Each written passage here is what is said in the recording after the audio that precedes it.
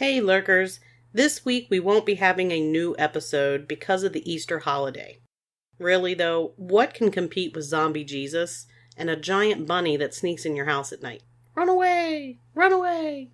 So here's a throwback to an older episode, The Phoenix Lights. I hope you have a fantastic holiday if you celebrate, and a fantastic weekend in general if you don't. Here you go, The Phoenix Lights.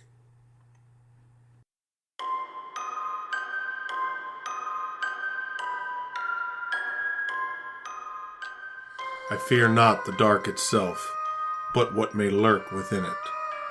Welcome to Lurk, bringing you creepy, strange, and bone-chilling stories, with your hosts, Tim Harrison and Jamie Jackson.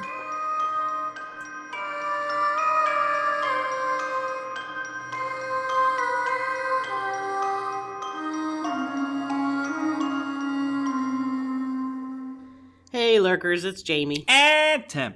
So, Jamie, what are we talking about today? Today we're going to talk about the Phoenix Lights. Like the baseball team? Is there a baseball team called the Phoenix Lights? No, it's... the Suns, isn't it? Yeah, it's a basketball team. Do you like how I knew that? So, what's the Phoenix Lights? So, Phoenix Lights, I didn't really know a whole lot about this. This was a Tim special. I didn't really know much about the Phoenix Lights.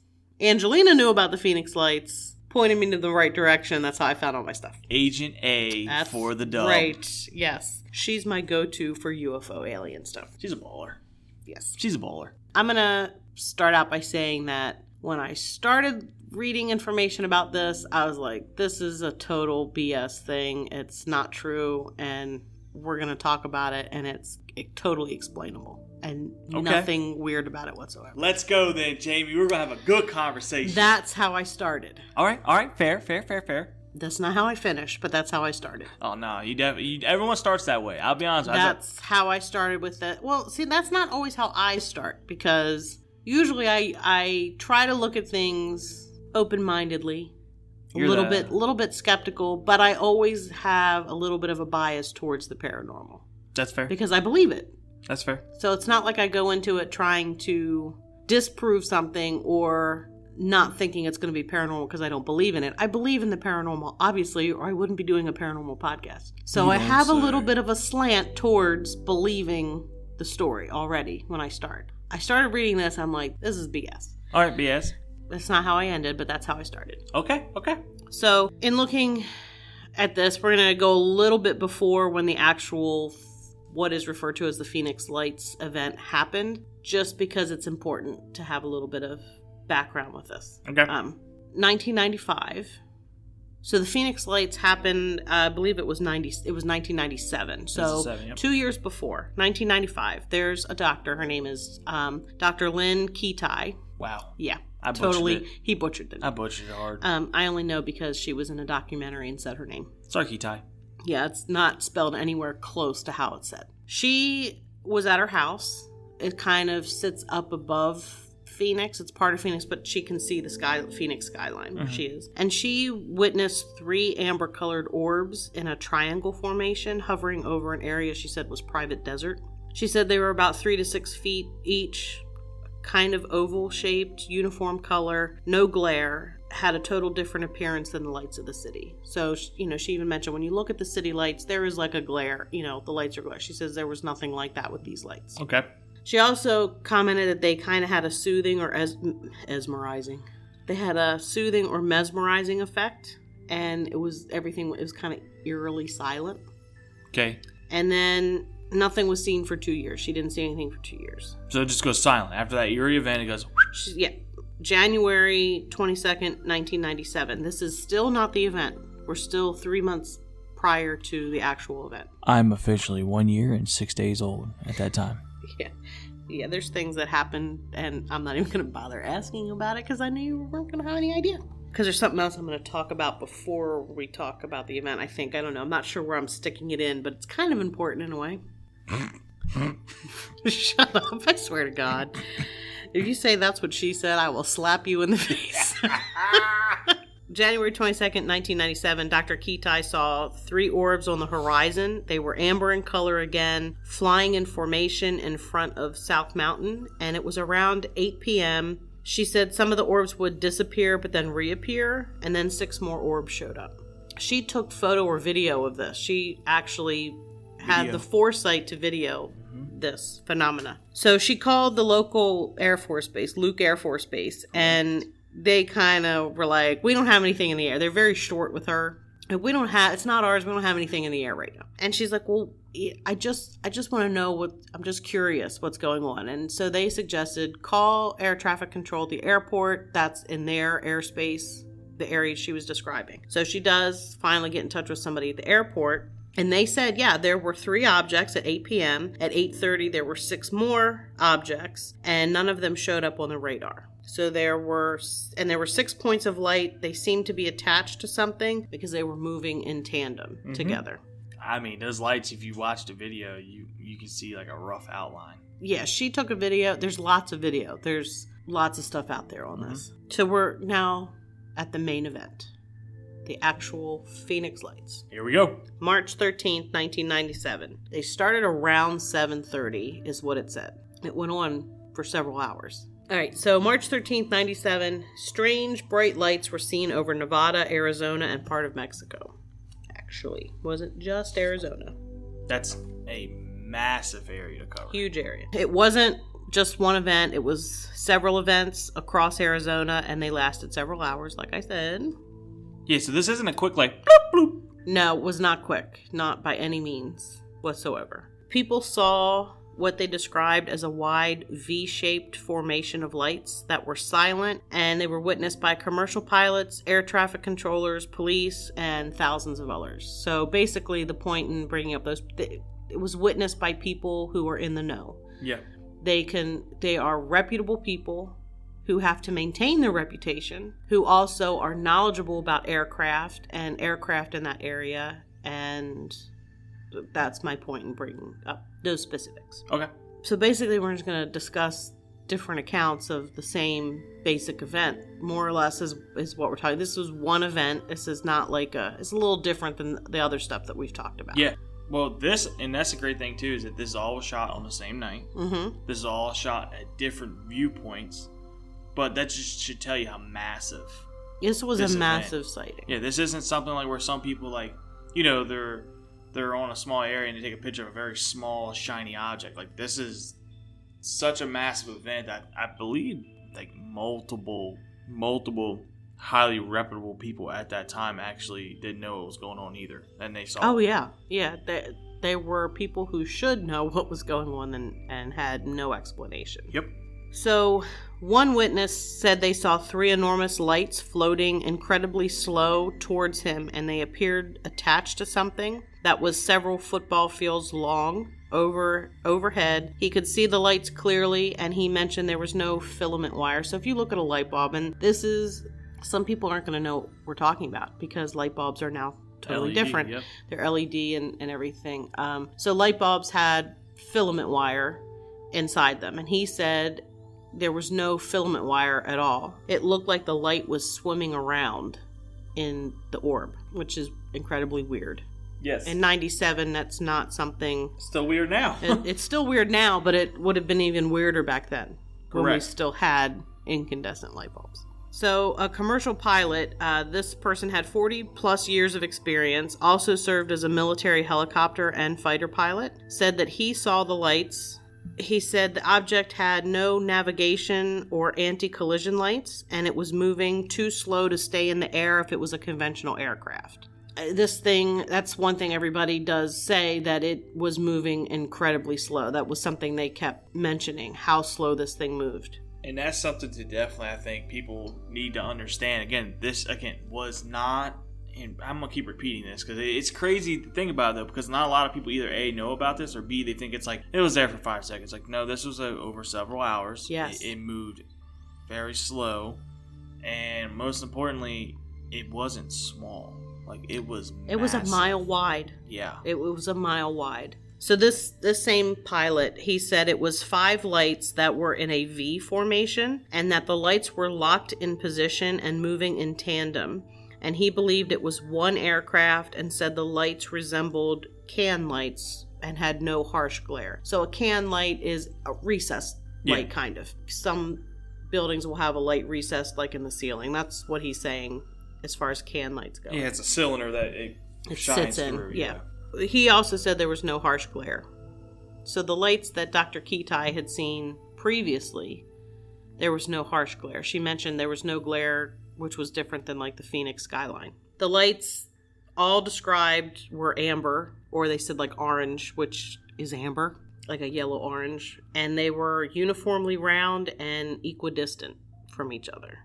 Equidistant? Which means they are... Equidistant? Equidistant. Equidistant. The same distance, equally. Okay. There was a retired police officer who was one of the witnesses that had come forward, and he said he saw lights floating in the sky. There were 5 lights, and he actually said there were 2 trailing lights that looked like they were docking and undocking and hanging over the valley, which is similar to what Dr. Kitai had explained back in January. She saw a similar type thing. Yeah. And Kitai and the police officer don't know each other. No. Okay. Putting it out there. Yeah. Putting it out there. Another witness stated he watched a boomerang-shaped object glide over Granite Mountain and that the thing was at least a mile wide and there was no way it was from this planet. It was totally silent. It was as big as downtown Prescott, Arizona, and completely blocked out the stars. Absolutely mammoth. Yeah. And that is one thing that some people just said they saw the lights in a V formation. Some people said they saw a boomerang-shaped craft, which... Still a V type formation, but some people actually said they saw the craft for the most part themselves and that it did block out the stars, so that there is something in between the lights. There is some object that the lights are attached to. Yeah, solid object that's going through. Right. There were some hospice workers. They were outside. They saw a huge, dark, silent object above their heads, and they couldn't see the entire object because it was so large. So they could only see a portion of it. They couldn't see either end because it was too big. And then this was one account that I kind of liked. It was an 11-year-old boy, and he was leaving his Cub Scout meeting. And some people would be like, really? Like 11-year-old? 11-year-old boy's getting ready to join the Boy Scout troop.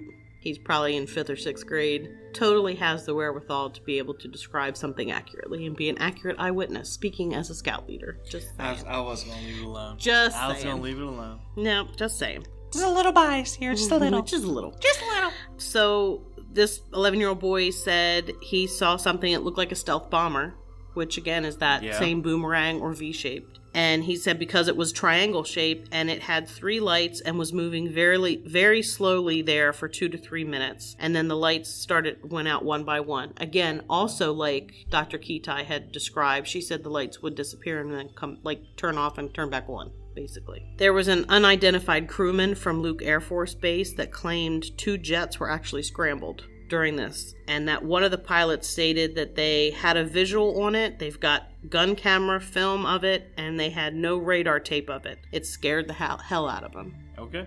And during all of this, there was a city council member, former Vice Mayor Frances Barwood. And she figures prominently in this because this was talked about. So many people saw this and nobody knew what it was. She was approached by reporters before a council meeting and they're like, what is going on? What was this thing? What's being done? Or is anybody looking into it? So she goes into the meeting. She feels that her constituents obviously want answers. Correct. Nobody's trying to provide any. So she goes into the council. She questions what's being done to look into what happened the other night. And the mayor says, we don't have UFOs over Phoenix. She pointed out she didn't call it a UFO. That's not what she said. She just simply asked about the incident. Is anything being done to look into the incident the other night? Then later, somebody pulled her aside and told her she shouldn't have asked the question because it was something the council didn't want to deal with. Too bad, get over it. Yeah. She felt it was a matter of public safety, and it was an issue with airspace safety. The airport is right there. It was seen over the airport. It was seen over the whole flippin' city. So if there's a giant object in the sky, a mile wide, and you've got a busy airport, and I think there's 2 Air Force bases in the area, you would want to know what's up there that could be getting in the way. Or maybe... I gotta make sure I keep this family friendly. How about we don't give a fudge about the airport? How about why is it going over the city? Yeah, the entire city. Where- But I'm just saying, she was saying this, trying to pull away from the whole UFO thing. She's just saying, obviously there's a safety issue here. Yeah, something's happening. We don't know what was going on, and we have a busy airport, and it's not on radar. And if it's an object, it's obviously going to be a problem with incoming or outgoing airplanes. Don't we want to know what the heck it was? She actually wrote a letter to Senator John McCain asking what was going on. And McCain basically sent a letter to the National Archives, and then she got a copy. Basically, when you send a letter to the National Archives, they archive it. It's filed. It's not sent to them for any other reason other than to file it away. So all he was doing was placating her. She basically was ridiculed in the media. There were political cartoons about her. It must suck really worrying about other people's safety. Yeah, apparently there was a cartoon of her with a UFO flying in one ear and out the other, and all these other crazy political cartoons.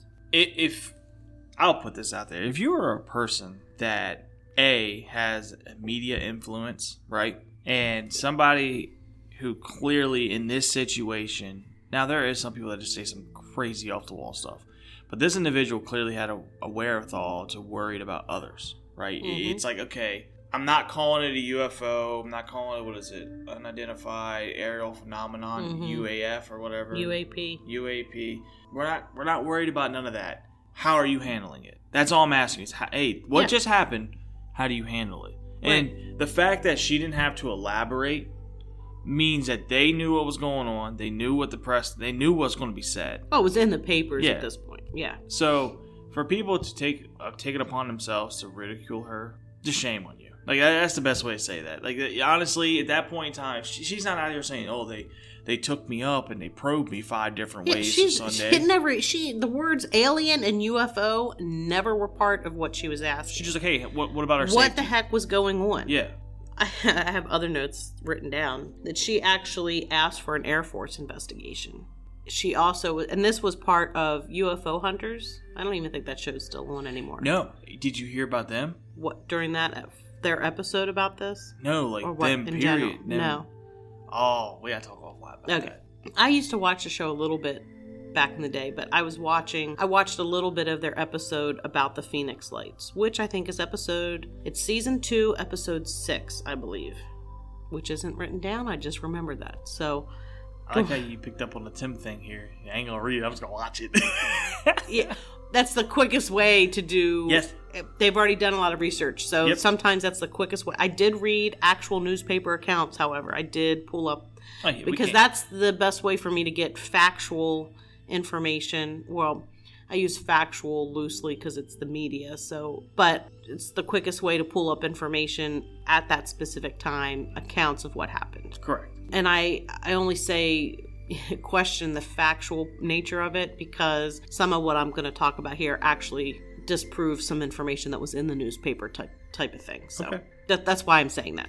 She was asked if she felt there was an organized cover-up, and she said yes, because, it was like they immediately started attacking her about it.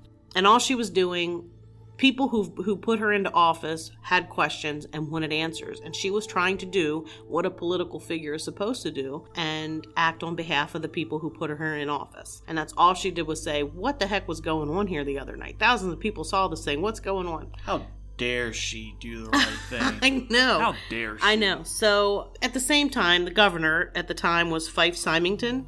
He had a press conference, and then he had a press conference later. And he said, we have caught the culprit. Let me introduce you to the person behind this whole thing. And out comes one of his staff members in an alien costume.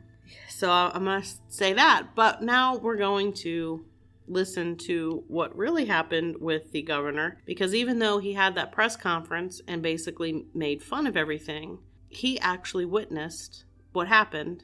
He witnessed the lights himself. March 13th, 1997. This event called Lights Over Phoenix. What did you see? Well, I saw a huge craft just kind of come right over Squaw Peak. That was, it was just breathtaking. And I'm not sure about the date. You've got a better memory March for the dates 13th. than I do. Yeah. But there was no, like the Clinton day, no. No. No. I was on a strict diet. No, I'm serious. I'm serious now. That unquestionably it was a UFO, which means unidentified flying object. Right. Doesn't mean we're being visited. Well, it's nothing like anything I've ever seen. And you're an Air Force guy. Yeah, and a pilot. Got a lot of hours flying. So it was pretty breathtaking. And I'll never forget, I snuck out to see it, without DPS, which I'm not supposed to be driving my own car and that kind of thing. Yeah. And so, but I told Ann what I was doing. I was going to go up to Squaw Peak and see what everybody was, clamoring about. And when I walked in the front door, she looked at me, and I was apparently normally I'm fair complected and pale anyway, right? And she said, "Oh my gosh," she said, "she looked like a ghost. What did you see?" And I said, "Well, I don't know what I saw, but it was really something, and I'm not going to talk about it."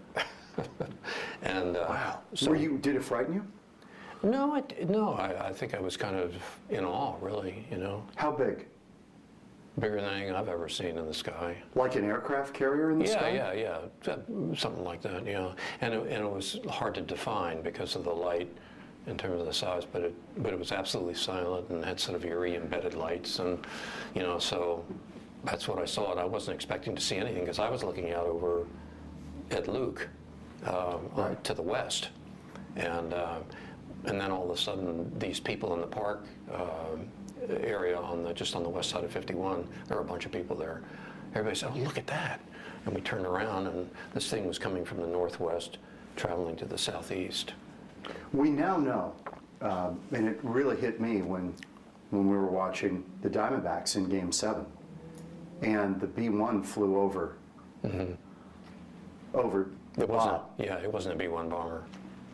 But that thing all of a sudden out of nowhere appears. And, I said to somebody that night, I said, well, when they do test these, they test them in populated areas. They're new stuff. They test it to see if people detect it. Do you believe it was ours? Do you believe it was something from the U.S. government that they were kind of flying around? No, it wasn't even close to a B. It was much bigger than a B-1. A B-1 actually isn't that big. Right.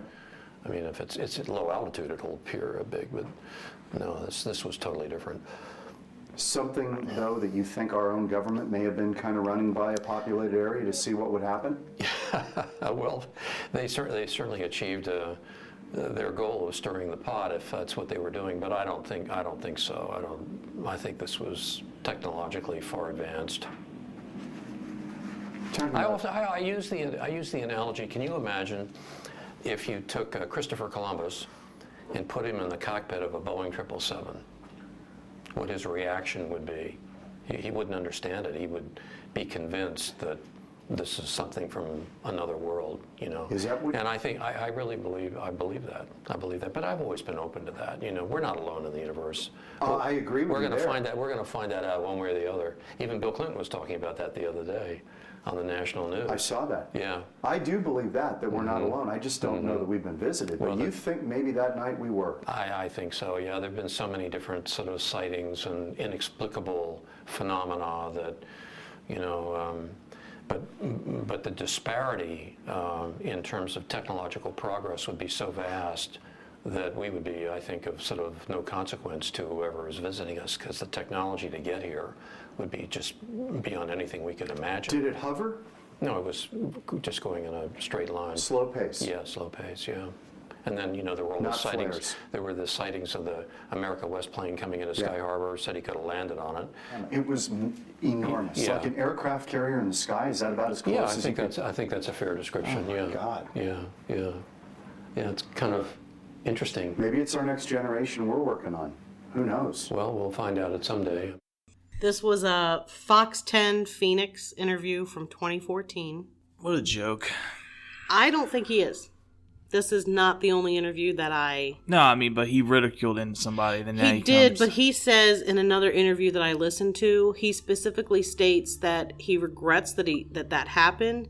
At the time, there were thousands of people who saw this. So he was concerned that there would be panic and that he was trying to put a spin on it to keep it more light and jovial and not a holy crap, ET's coming and they're taking over the planet.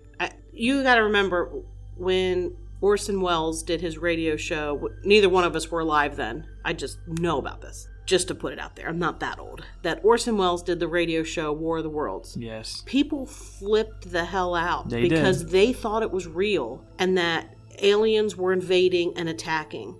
And that was a fictional thing that was going on. This was an actual object that people saw flying over the city. Nobody knows what the heck it is. People who should know what it is don't know what it is. And in his mind, he's trying to keep the people from flipping out. By ruining a person, though? He didn't ruin her. I just brought it up in association with her. He didn't have anything to do with Barwood. He was totally separate. That was just, he had a news conference, because he's the governor. She's on the city council level. So they're totally separate from one another. It's just that he came out with one press conference and said kind of they were looking in, like trying to answer questions about it. And then he had a later press conference that wasn't really announced. It was kind of a impromptu thing. And that's when he did the alien thing. It didn't have anything to do with her at all or her questions. Now, the mayor and the council of Phoenix ridiculed her, and the local Phoenix papers and everything, they ridiculed her, but that didn't have anything to do with him. They were separate. It's just that he was making light of what went on, but witnessed it. And even mentioned in there that apparently, and it was an account that I didn't find, but he mentions there was a pilot coming into the airport who said it was so big he could have landed on it. I don't know if you caught that near the end. I did. And that's how he's describing it, like an aircraft carrier in the sky. Aircraft carriers are flippin' huge. They're like floating cities. They're huge. I just wanted to include his He's a account. butt cheek. That's all I gotta say. He made a mistake in doing that press conference. I wasn't sure. I kind of like I said, I went into this thinking it was BS. Kind of chuckled at his press conference because I'm like, yeah, it's BS. Later, in looking into things, I believe his reasoning behind doing that press conference is accurate. I don't think he meant to be malicious or anything. I think he was doing it for the right reasons, not the wrong ones. And I believe his accounts because this is just one interview that I listened to. He was on several other things discussing, and he actually brings up the news conference and the other ones, but this was the better, I picked which one had the best descriptions. This was the better interview to include. There are other interviews and clips out there of him talking. The fact that the pilot said he could land on it. Yeah, that's huge. That's wild. That's huge. So anyway, there was a 911 operator who said that the 911 center was actually inundated with calls about the lights that night. They all shared the same description. Most people weren't afraid. There wasn't really any fear or panic going on, which was a little surprising. She said most of them were amazed and wanted just to know, wanted what is it? Answers. Later in the media, it said that there were only a few calls to 911. She mentioned that she told her supervisor that's not true. There were hundreds of calls. Like, they received hundreds of calls about this, but it was downplayed in the media saying, oh, there were only a few calls. But that wasn't the case. They had tons of calls coming in describing the same thing. Thousands witnessed this event, and it's considered the largest sighting because of the number of witnesses and the length of the sighting. So this is considered one of the biggest UFO sightings ever. At least in the U.S., but probably ever, because of the number of people. And you may wonder why everybody might have been witnessing this, why there were so many people who witnessed this. And this is what you're not going to remember, because you weren't even a year old, probably. At the time, the Hale-Bopp comet was visible in the sky, and it's only visible about every 2,000 years, so you won't ever get to see it, sorry. Unless you live to be 2,000 years old. Okay. Everybody was looking, you could just see it with the naked eye. You didn't need anything to be able to view the comet. So anybody could go outside, look up and see it. I saw it. It's pretty cool. That explains why so many people were outside looking up when this happened, because everybody was outside looking up to see the comet. Also interesting, and I'm gonna add this in here with this comet, there was actually a cult called the Heaven's Gate. Yeah. It had been around for a while under many different names. This is the name it was at the end. They believed that they were angels who had been sent to Earth, and now they were going to move to a higher level on the ethereal spaceship. They were going to ascend. Yes, to the ethereal spaceship. And that spaceship was hiding in the tail of the Hale-Bopp comet. So they committed mass suicide in California somewhere around March 19th to 20th of 1997. A little creepy, huh? Yep, because they believed there was a UFO in the comet that was coming to get them. A little creepy. Yeah, and then everybody sees this. I'm not saying that they were right in this giant spaceship, because this spaceship was way bigger than that, whatever was in the tail of that comet. Well, yeah, blind squirrel finds a nut. Yeah. Blind squirrel finds a nut. Yeah, but that was going on. This comet thing, just trying to put it in perspective, it was a big deal. I mean, like, I remembered, and it was talked about because of this cult. Like, I made jokes like, oh, I think I see the UFO. I mean, like, I don't remember the Phoenix Lights, but I remember the comet, and everybody, you went out there and you looked up at that comet every night because it was the coolest thing, and you were never going to see it again because it only comes around about every 2,000 years. How many nights was it visible? I don't remember how long it was. I didn't look that up, but it was more than one night. I mean, like, it was over a period of time it was visible. That's crazy. Yeah, it was pretty cool. It just, like, circled the Earth? I don't know what or it comes around the Earth and then it takes back off in space, and eventually in 2,000 years it'll come back around. Nice. Yeah. Actor Kurt Russell claimed to have seen the phenomena. He claimed to have been one of the pilots that reported it. I love me a Kurt Russell. I like Kurt Russell. He said that he remembered it because Goldie Hawn apparently is a huge UFO enthusiast. And she watches documentaries on, that sort of thing. So she was watching a UFO documentary, and he came in the room, and they were talking about the Phoenix Lights in this documentary. He is listening to, to this, and he said, wait a minute, I think I saw that. He goes and he gets his logbook because he's a pilot, he flies his own personal plane. And he gets his logbook, and it didn't have the specific details, but it did have that he flew into Sky Harbor Airport in Phoenix that night in question, the same date that this happened. And he said basically he was taking his son to go see his girlfriend who lived in Phoenix. They were on approach, and he saw 6 lights over the airport, and they were absolutely uniform in a V shape, and radioed to the tower, that what's on your radar, and the tower's like, we don't have anything on radar. And he says, well, this is what I'm seeing. They like, well, do you want to report a UFO? And he goes, well, I don't know. I don't know what it is. So I guess it's a, UFO. He says, this is just what I'm seeing. So anyway, that's the gist. So in 2014, there was a Washington Post article that actually said Arizona has the highest number of UFO sightings per capita in the United States. Which does not surprise me. I would have thought it was maybe Washington or, I don't know, Utah. But I feel like Utah people don't talk that much. Yeah, they're pretty tight-lipped, I would imagine. But that I mentioned in the Skinwalker Ranch, the Four Corners region of the United States. That's Arizona, Utah, Colorado, and New Mexico. Those are the 4. I couldn't remember the 4 states. Those are the 4 states that all meet together. I would probably even say also California would because just the dense population wise, California and Florida I thought they might be up there, but also Arizona, a lot of retirees go there. So all you're doing is like this. For those who couldn't see what Tim was doing, he was leaning back in his chair looking up. That's because they can't see you doing this. Hey Karen, you think we're gonna be up there someday? I don't know, Paul. And UFO sightings are common in the Phoenix area. They're actually reported multiple times a year in Phoenix. Not uncommon. Anyway, during this event, the military was asked, because like I said, there are a couple of Air Force bases. Luke Air Force Base is the closest. Correct. Montos. So the military was asked what the heck is going on, and they repeatedly said that nothing was in the air that night. And then all of a sudden, they remember, oh, wait a minute, we had a National Guard unit from Maryland, of all places, visiting, and they were dropping flares. And they forgot to check with the visiting military groups to see what they were doing. At first, when I first heard the flare account, I was like, nope, that's what this is. It's easily explained. This is flares.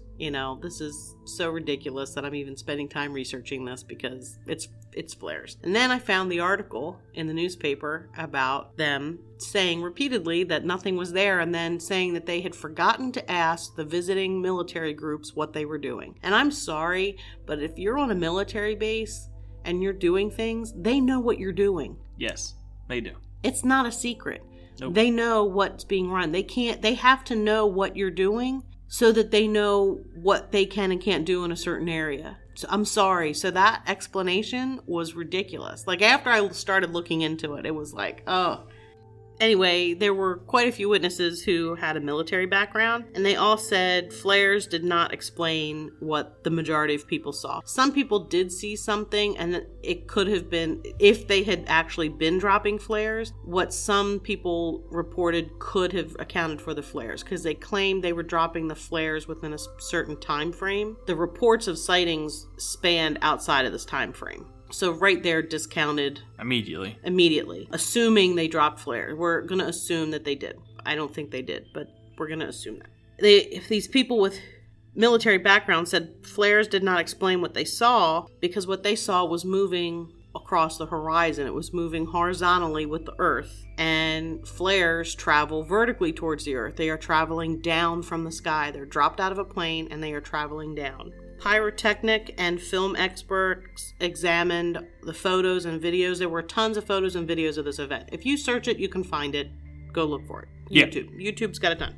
I think, honestly, if you type Phoenix and put L, it pops up. Oh, yeah. They pointed out that flares, the pyrotechnic guy said, flares have a distinct smoke trail. There is a smoke trail. You can see it. With a flare. They travel independent of one another, so they are not falling at the exact rate of speed, and they are not equally distant from one another. That totally discounted. The Phoenix lights were totally rock solid with each other, traveling same exact speed, same exact direction. Never, one was not ahead of the other one or anything else. They were all uniform. No smoke trail at all. None. Somebody also made the comment, because stealth bomber was mentioned a couple times. It was mentioned nothing we have is silent. He said a stealth bomber is radar evasive, not sound evasive. So you hear it. You do at some point hear it. There was no sound with this thing at all. And it's massive. And there was no sound. And it's moving slow. And it's moving very slow. It's not like it's breaking the speed of sound, you know what I mean? Right. The image expert that they had on this documentary, he was able, I don't know how to get into all the specifics. So this image expert was able to analyze the lights in the videos. So basically he explained that you can take the lights, and I'm not going to go into the ins and outs. He turned it into a graph, and different lights have different wavelengths, and you can determine what type of light things are because they have a specific signature. The light measurement for the lights in the videos did not match any other lights. It's just the basic. He explained it in a much longer, detailed explanation. We're not going there.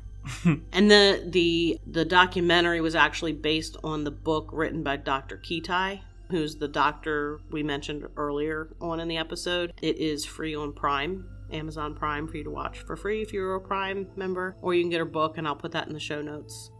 It was interesting. The documentary wasn't the best, but I'm sure the book is very interesting. And one other thing, Mexico actually had almost an identical sighting in 2004. So you're just seeing again. Less than 10 years later, same type of thing was seen in Mexico. Okay. So that's basically it. So what point did you go, all right, there's some stuff here? At what point?